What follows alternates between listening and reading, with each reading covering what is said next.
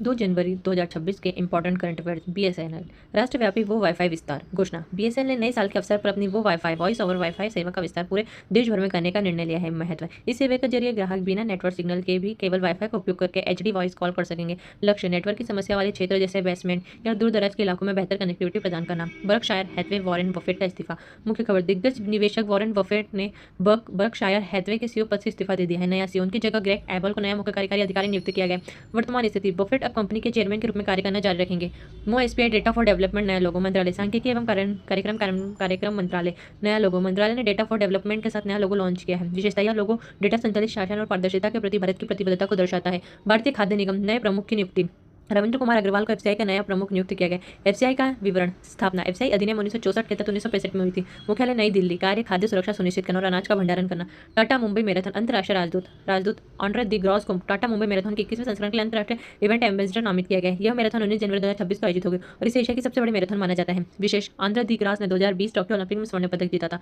प्रथम विश्व खेल शिखर सम्मेलन आयोजन स्थल। प्रथम विश्व शिखर सम्मेलन का आयोजन दुबई, संयुक्त अरब अमीरात में किया गया है। Capital Abu Dhabi. विवरण, आयोजन 19, 29 और 30 दिसंबर 2025 को किया गया था, जिसमें खेल जगत की प्रमुख हस्तियों ने भाग लिया था। डीआरडीओ प्रलय मिसाइलों का सफल परीक्षण। पाकिस्तानी सेल, डीआरडीओ ने ओडिशा तट पर एक ही लॉन्चर से कम 2 प्रलय मिसाइलों का सफल परीक्षण किया है। विवरण, यह एक कम दूरी की बैलिस्टिक मिसाइल है जो सतह से पार करने में सक्षम होती है। सतह से सतह पार करने में सक्षम है। 6 lane greenfield access control corridor मंजूरी। केंद्रीय मंत्रिमंडल ने महाराष्ट्र राज्य में नए 6 lane greenfield access control corridor के निर्माण को मंजूरी दी है। विवरण, इस परियोजना की अनुमति लागत लगभग 19,142 करोड़ रुपए है। स्किल द नेशन चैलेंज का शुभारंभ।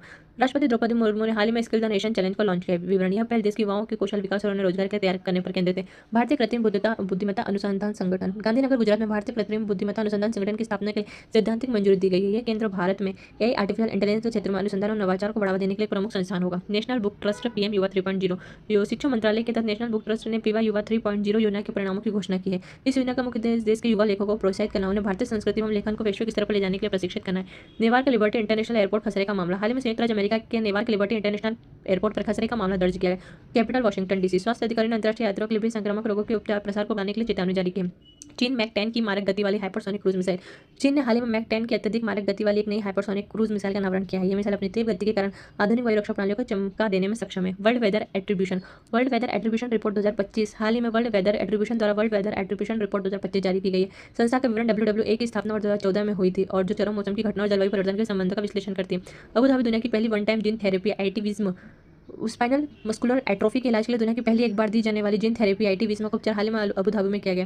कैपिटल अबू धाबी है। चिकित्सा विज्ञान के क्षेत्र में क्रांतिकारी कदम है जो दुर्लभ आनुवंशिक रोगों के उपचार में सहायक होगा। तो दोस्तों, अगर आपको मेरी वीडियो पसंद आई हो तो प्लीज़ लाइक कीजिए, सब्सक्राइब कीजिए और ऐसे मेरे चैनल को फॉलो कीजिए। Thank you.